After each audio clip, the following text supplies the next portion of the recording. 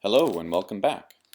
It's been a while since my last video and there are lots of new things going on at DIYPackraft.com.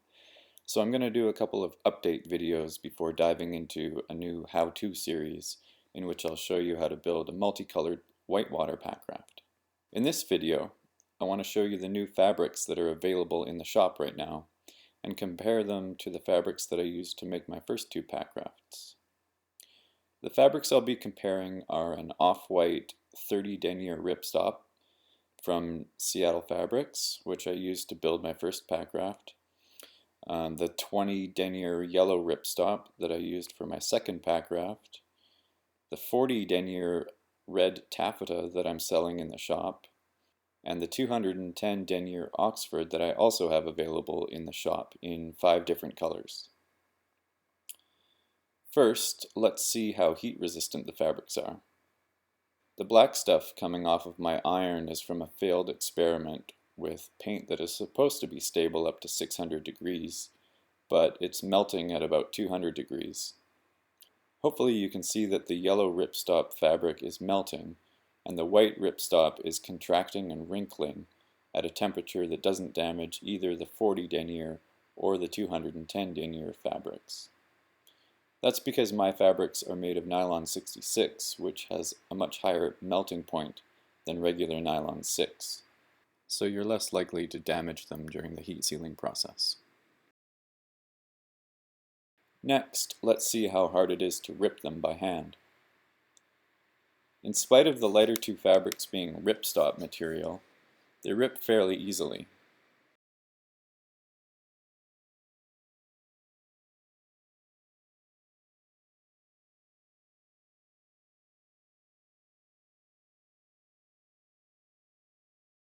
The 40 denier taffeta is noticeably stronger, but if I start a cut with scissors, I can get it to rip.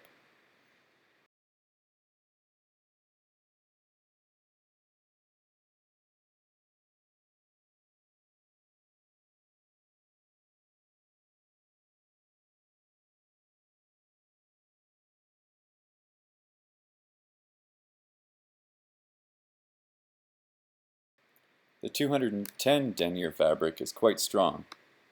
Even with the cut already started, I have to pull it at the right angle in order to make it rip.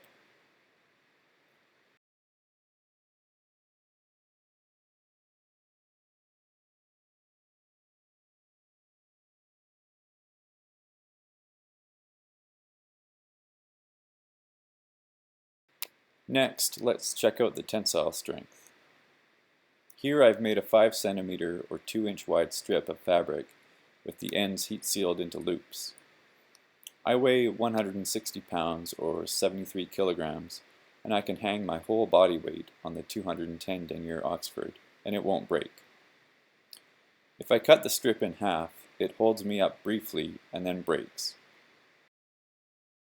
So its breaking strength is somewhere around 160 pounds per inch or 29 kilograms per centimeter. Doing the same thing with the 40 denier fabric, one 2-inch strip holds me up without breaking, and another strip the same size holds me up for a second and then breaks. So it's roughly half as strong as the 210 denier fabric. I'm not going to bother trying to hang from the lighter fabrics because I know they're weaker and I've fallen on my ass enough already today. Some of you have expressed concerns about the strength of heat-sealed joints compared to sewing and gluing the fabric, but notice how the joints are actually stronger than the fabric itself. Every time the fabric fails, it's the fabric that breaks, not the heat-sealed joint. One other thing to note is that the TPU on the yellow ripstop can actually peel off fairly easily. That's because it's actually a separate membrane bonded to the fabric, as opposed to a coating that was applied to the fabric as a liquid and allowed to soak into the weave. I've seen this in fabrics from a couple different suppliers, so it's something to watch out for when you're choosing your fabric. You can see the difference by looking at the selvage.